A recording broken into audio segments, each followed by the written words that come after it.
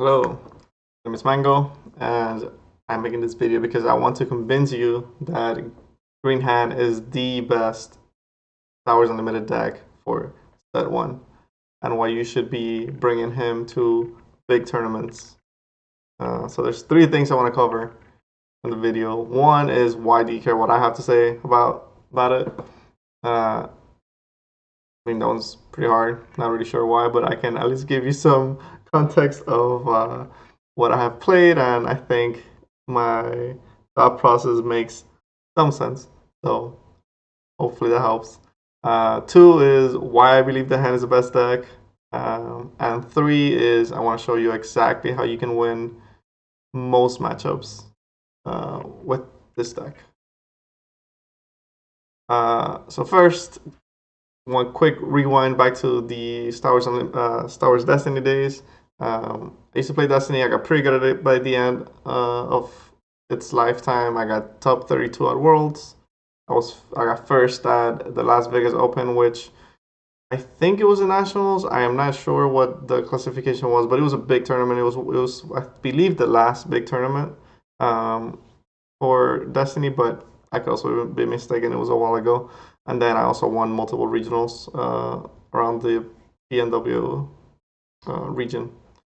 But who cares? The game, was in the past. So what about Unlimited? I've been playing quite a bit of it as well, and I have been to a total of 5 cash tournaments. Portland was the first one, in which I got first and made 250 from that. Vegas 1K on Friday. I also got first on that, and we split the top 8, so we each got 125. Then the Vegas 2K, which was on Saturday, I got top 4 and got 250 from that. Then I went to a Seattle 1K, which I got first place in, got 400 out of that one, and then most recently went to a Seattle 5K, in which I got second, and we split the top prize, which was 900 each. I actually played Ace, who is my testing partner, and he beat me in the finals. So those are the tournaments that I've been to, and I have taken hand to every single one of them because I really love this deck, and I do believe that it is basically it gives you the best option, and it's positioned the best towards like the rest of the field. So made a total of almost $2,000, which is pretty nice. Should definitely cover set 2.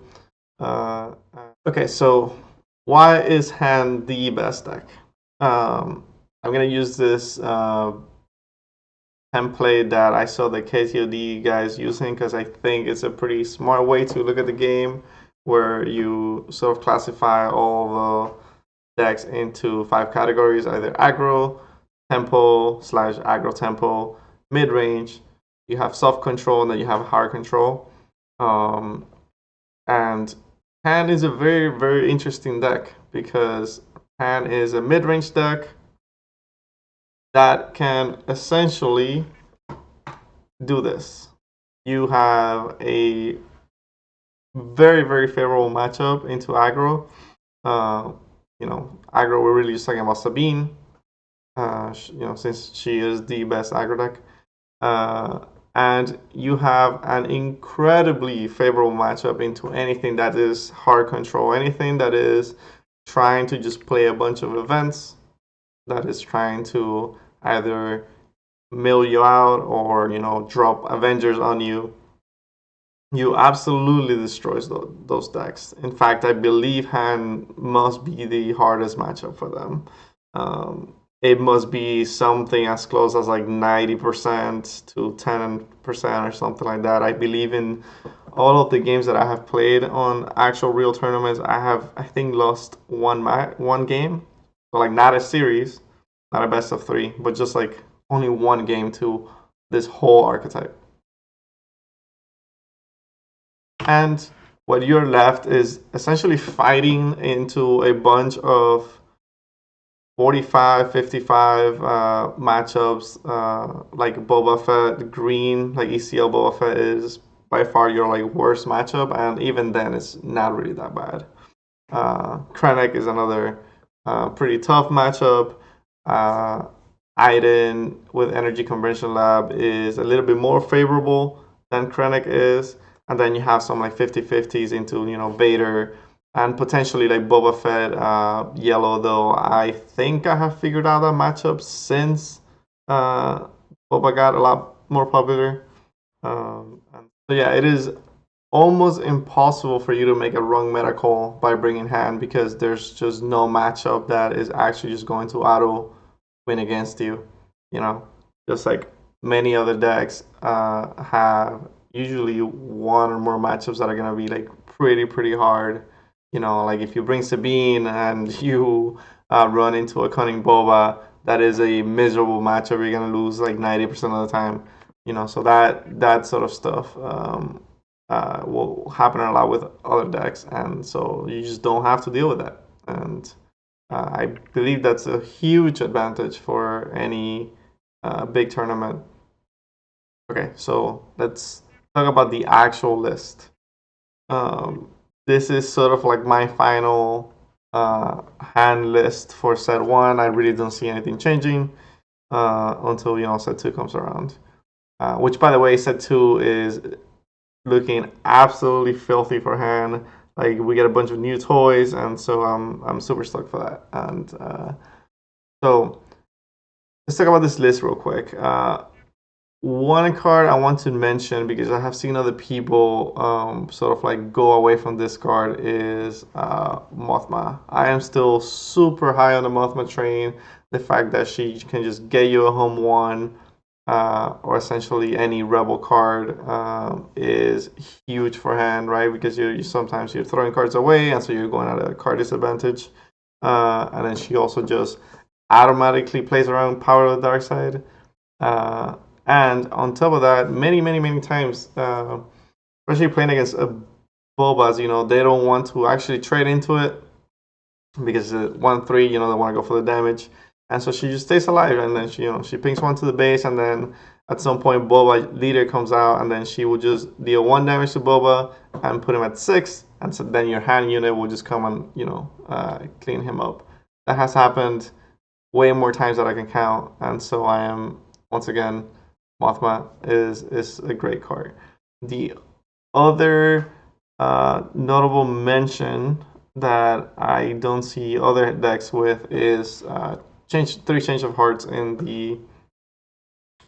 the sideboard, and the reason for that is because your matchups against Soft Control, so that will be Krennic and Iden, and your matchup against Vader, who's like mid-range, soft control, whatever you want to call him.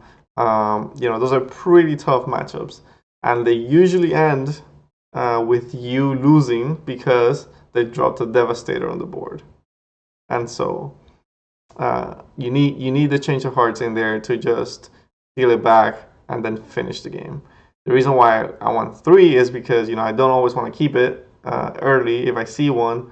But if I resource one, I need to see another one towards like the mid game. Like I have to, otherwise I am just, basically putting myself at risk of losing. Because at some point they will turn the game around on you, and then there's not much you can do except for the other stuff. All right, so that's the list. So let's go on to the actual individual matchups. I will essentially show you how to beat every single matchup that is relevant. Okay, so let's talk about the first matchup here, which will be Sabine or any aggro deck, so that could also include Leia. The way that I like to approach studying like different matchups and different decks is I want to find out how do I win. 2, which are the cards that are overperforming on that matchup? So this will be your like MVP cards. It's like when I play these, I win more often than not. And then it's like trying to figure out the sideboard, because that has a huge impact on your win percentage as well. So Sabine is a relatively easy matchup for hand, since they are an aggro deck. You're a mid-range deck. The way that you win is you essentially just trade into their units until you can gain full control of the game, and only then do you start swinging at the base. Sabine Yellow is a lot more popular now than it used to be, and so like the Millennium Falcon is a great potential like turn one play. If they go something like A-Wing into space, you can just use the hand ability to drop the Falcon and then swing and trade, and that would essentially wins you the game on the spot, basically. Another MVP card only for the first match, because most Sabine players are not sideboarded against traders, so they're not going to have the Fang Fighters in the main deck. So another MVP card is Traitorous, because if you steal something that was wing leadered, you just automatically win on the spot. Essentially, that is just like too much value. They cannot recover from it. Another MVP card in this matchup is Lucky. Lucky immediately just like trades and kills Sabine as soon as she deploys, which sometimes you will be able to just do that because you will resupply. Other times you'll be able to do that because you can just use hand, add 4 resources, go up to 5 resources. They will flip. You're just gonna Lucky them, and that hurts so much. And then the last card that I want to talk about is resupply. I feel like there's this misconception with hand that sometimes you either like take out resupply in your sideboard, or you don't use it against aggro. Resupply is basically the best card in your deck, and it's actually really good into aggro. It is obviously like content dependent sometimes, but most of the time you will actually want to resupply, because resupplying means that hand gets to deploy a turn earlier. It means that you will have the leader to actually like trade into one of their units. Sometimes that's even K2. Since you're going to be at 5 resources, you're going to be at 4. They usually have K2. He comes out, and then hand can just kill him, make you another resource, and then you can either like skirmisher plus Greedo or a bunch of nonsense that they pretty much cannot recover from. So for the sideboard, I take out the Sparks of Rebellion, and I put in the 2 Azotogs and the 1 additional Lackey. Azotogs are in there because, once again, like Yellow Sabine is pretty popular, and they can go into space a little bit harder than even Green can. And the fact that you can just like ambush, like kill one of their units, either the Red 3 or the X-Wing, any of those, just instantly dies. So pretty easy matchup. It must be something like 65-35 in hand's favor, and so it's unlikely that you're gonna lose a best of 3 into an aggro deck. Cool. Okay, so on to the next matchup, which will be the hard control matchup. Yeah, I'm starting with the easier ones just because it's easier to go through those. Okay, so yeah, I'm talking about the Iron Blues, the Bluba, the Darth Vader on the Swamp, basically the Mega Swamp decks. Alright, so how do you actually win these matchups? You Spark / Bodhi Rook after the sideboard comes in. There's Super Laser Blast. You keep all of your top end cards, and then you refill the board after every single Super Laser Blast. And one thing to note is you'll hold on to your Han Solo, because he is the answer to Chalcen. He just like automatically kills him. Chalcen can only go up to a 6/6. What are the MVP cards here? There are so many. First one is Spark, right? The fact that you can just spark their Super Laser Blast, or Vigilance, or whatever is the best card in their hand. 2 is Mothma. The fact that Mothma not only protects you from power of the dark side, but also gives you a home 1 most of the time, is incredible in this matchup. The next one is home 1 itself. So basically anything that will bring a card back from your discard is incredible in this matchup, because you can always have big threats and just refill the board. Like, you present a bunch of damage, they super laser, you home 1 into Millennium Falcon, you swing with the Millennium Falcon, and then they just have to. They're always underwater. Same thing with the skirmisher. Bring back any 2 costs or less. Usually that's Mothma in this matchup. Like if you can basically like play Mothma, she somehow dies.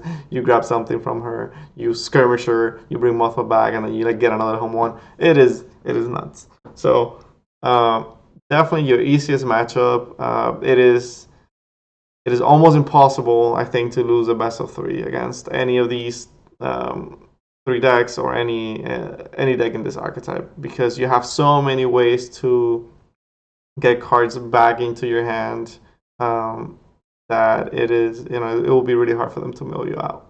Could you lose a game? It could happen. It's a card game. Of course you can lose, but very, very unlikely if you know how to play it well. So onto the sideboard. Traders is useless against this matchup. So 3 Traders come out, 2 Whalers come out, and then 2 Leia Organa. What comes in is the Booty Rooks, 1 Walker, and the Lackey. And then 3 Change of Hearts or the Azatux.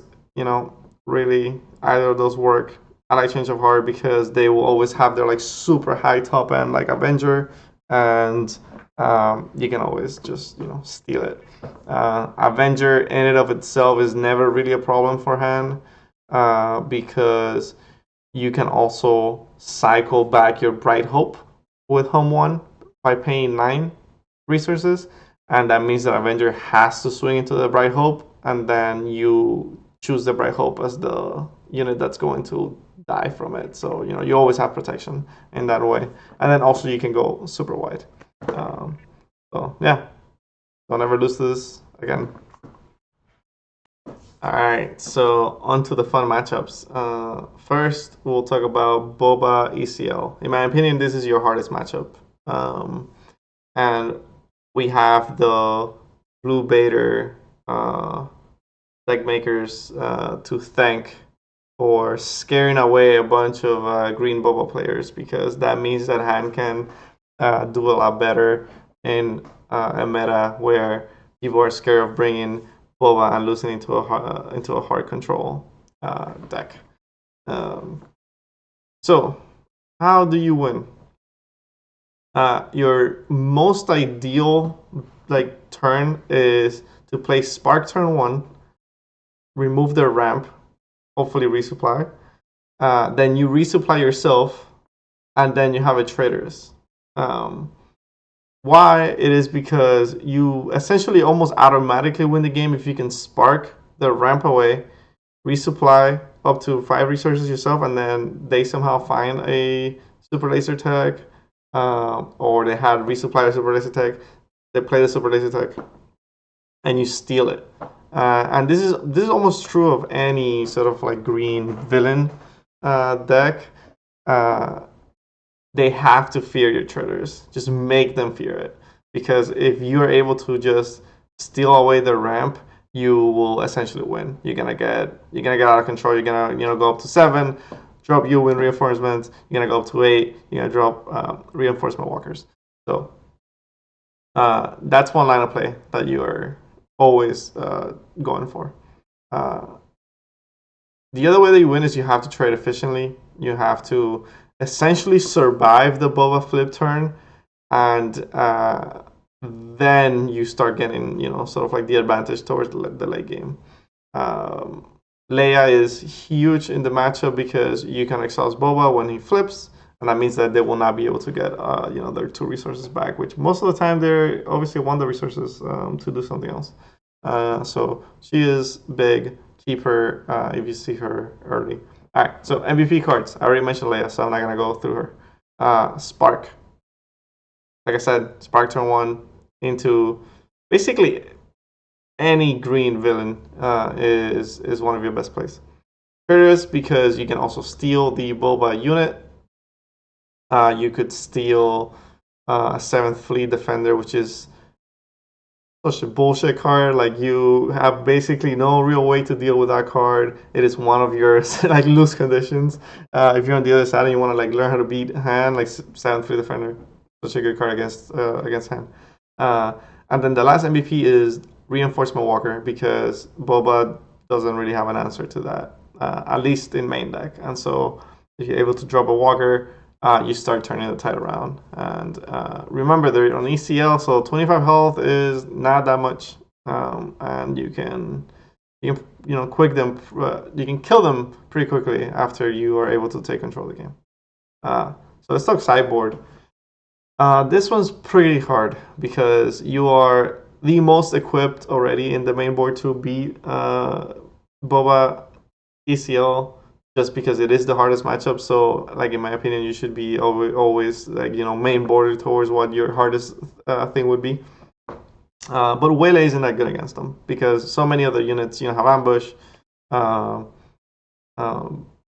It's good in some situations, like obviously like Waylay in a fire spray, but I like to take those out, and I like to bring in 2 Change of Hearts because after post sideboard, you know for sure they're going to bring in walkers, so you can steal those for at least 1 turn. That is a huge swing, and I have because now Boba players are fear the super hard control. Many of them are also sideboarding like things like Devastator, and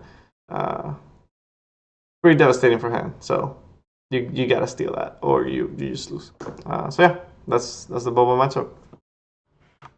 On to Cunning Boba, and here we have one of the funnest matchups in my opinion to like play against. The first time that I really played against this consistently, Ace, who is my testing partner, beat me I think 7 times in a row. I had no idea how to play against it, and I thought that it was just unbeatable. Like what am I supposed to do? Well, I was playing it incredibly wrong, and I learned a few lessons, and now I think Han actually has a favorable matchup against it.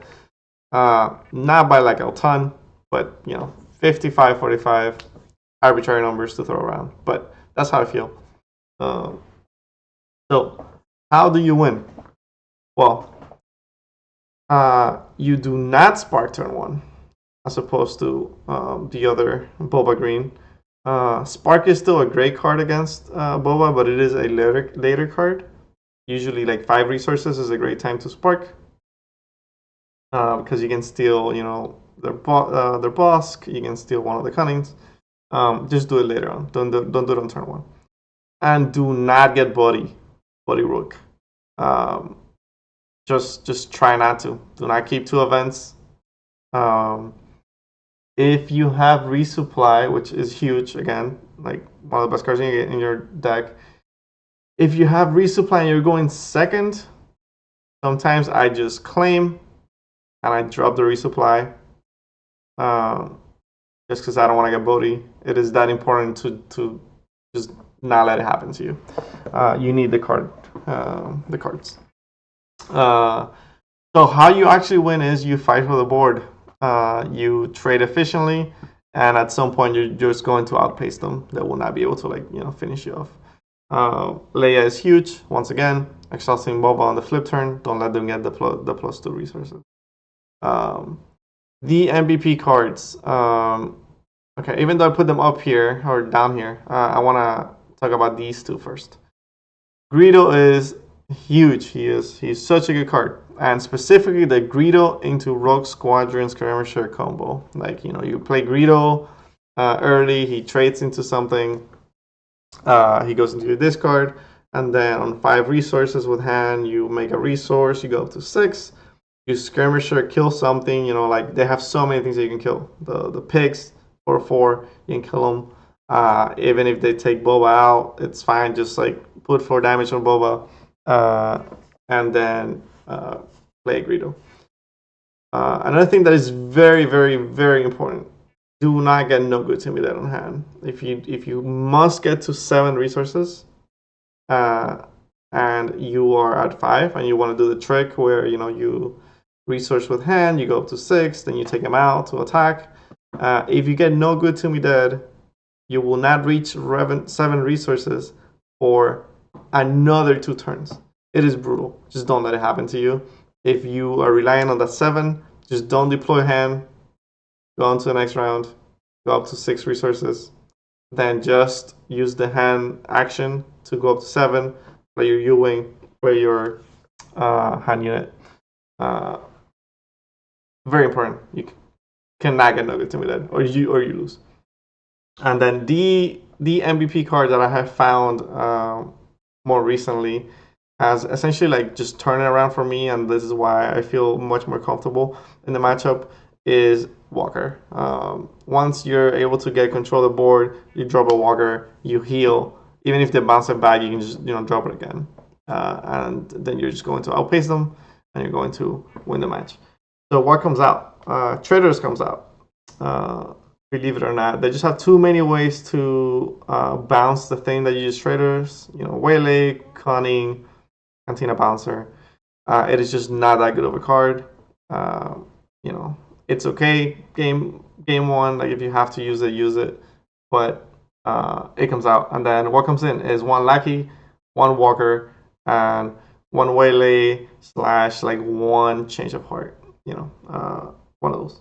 So anyway, that's the Boba Yellow matchup. It's a pretty fun one to play. All right, so onto the soft control archetype. These are pretty hard matchups. I think ultimately they're relatively equal.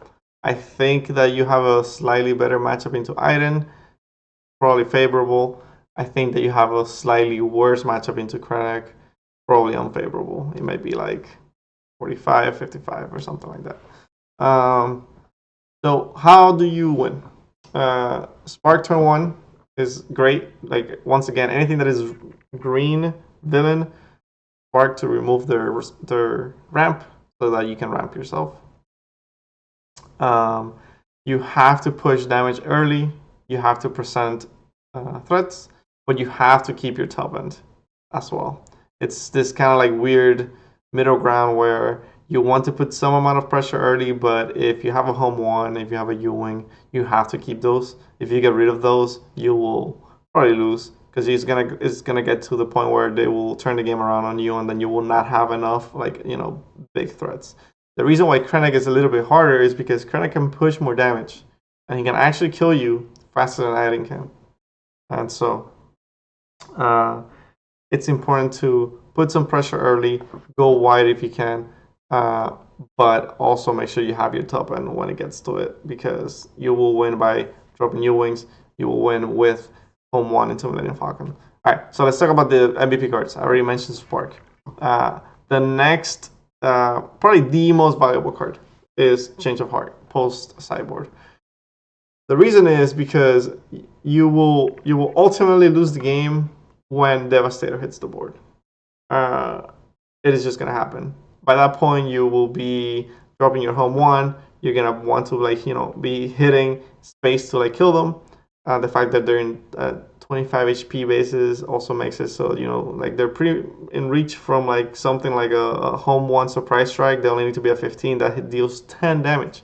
And so as soon as Devastator comes into the board, the fact that it has Sentinel, the fact that it can kill either home one or probably something that is also a threat in the ground arena, and so it will just absolutely shut you down. You need Change of Heart. That is basically the only answer that I have found to consistently win this matchup. So as that happens, steal it back the next turn.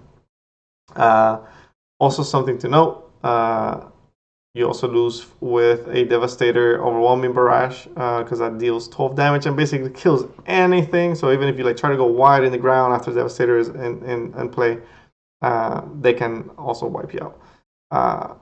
You could Change of Heart their Devastator even after it attacks, just so that they don't have a target for the Overwhelming Barrage. All right, so another two really good cards, which might not be obvious, but Greedo and the Rogue Squadron combo here is phenomenal. One, Rogue Squadron just kills Iden. You have to get the shield off, but let's get the shield off. Then it just kills Iden, and then also it puts pressure on Krennic. So the fact that you can get the card back, you can usually get Greedo back, and on 7 resources play both is phenomenal.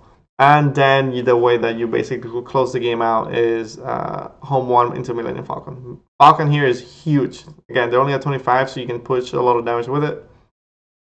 And then when he dies, you can bring it back with home one. So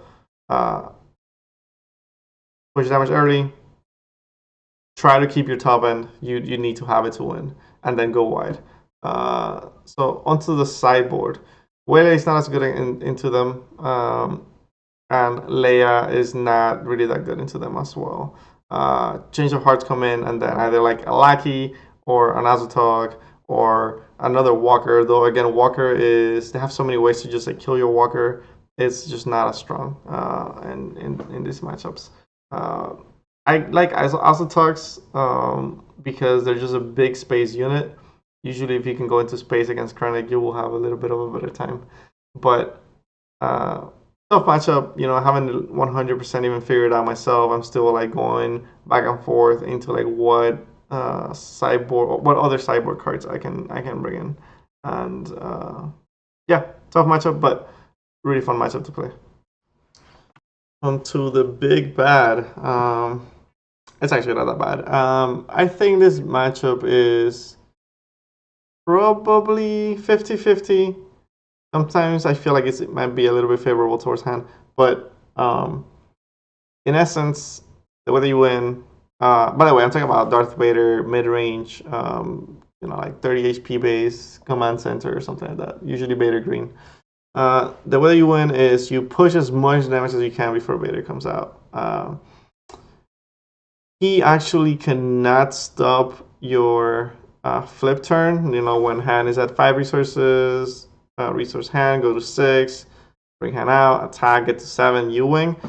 He has basically almost no way of stopping that unless they're playing the force package with like, force throw, and then they force throw themselves, so just be mindful of that card if it is something that they're playing. But usually they actually, they're not running that, and then they will not be able to do that to you. So you're free to do your huge like hand into U-wing turn, put out a bunch of damage, and then ultimately just like change of heart, something big that they play to kill them. You also have Leia to exhaust Vader as soon as he flips. That's also huge. You have Treaders, steal their super laser attacks. So onto the MVP cards. Like I mentioned, Leia, exhaust Vader when he flips. Traitors, steal the super laser tag, steal the ramp. Vader, unlike many of the other villain ramp decks, usually wants to play multiple of them. It's not only like on Research 3 that the other villain decks put super laser tag and then you will never have another chance of steal. Well, that's not the case with Vader. He actually wants to get to 7 as soon as possible. So you might see multiple of them throughout the game. Falcon is huge, just a way to deal a bunch of damage to them. And then Change of Heart is, again, post sideboard. Just such a good card for hand because, once again, the way that you lose is a Devastator hits the arena, and then, there's nothing you can do about it. So Change of Heart is huge in order to take whatever big thing they're playing, usually Walker, usually Devastator, and just swing back with it. Yep. All right, so let's talk about sideboard. I usually sideboard out the Wele's for the Change of Heart, and it's worked out okay so far. Yeah. So until proven otherwise, this is what I'm gonna continue doing. So yeah, there you go. That's the Vader matchup. All right, so on to Palpatine. Palpatine is a pretty interesting matchup. I don't think I've heard a consensus online if it's like hard for hand or easy for hand. In my opinion, it is definitely a winnable matchup. It is relatively easy for hand to win, maybe like 60-40, but only after I learned to do a few things. The first one is you just need to push as much damage as you can before he flips. This is very important. The other one is you have to hold on to a Wele or Change of Heart post sideboard in order to use it on whatever unit Palpatine steals for you. They're always gonna wait to steal either a hand unit or your home one. Something gigantic. Like you need to have an immediate response to just get it back. When you use a Change of Heart on that unit, it will actually just return to you indefinitely.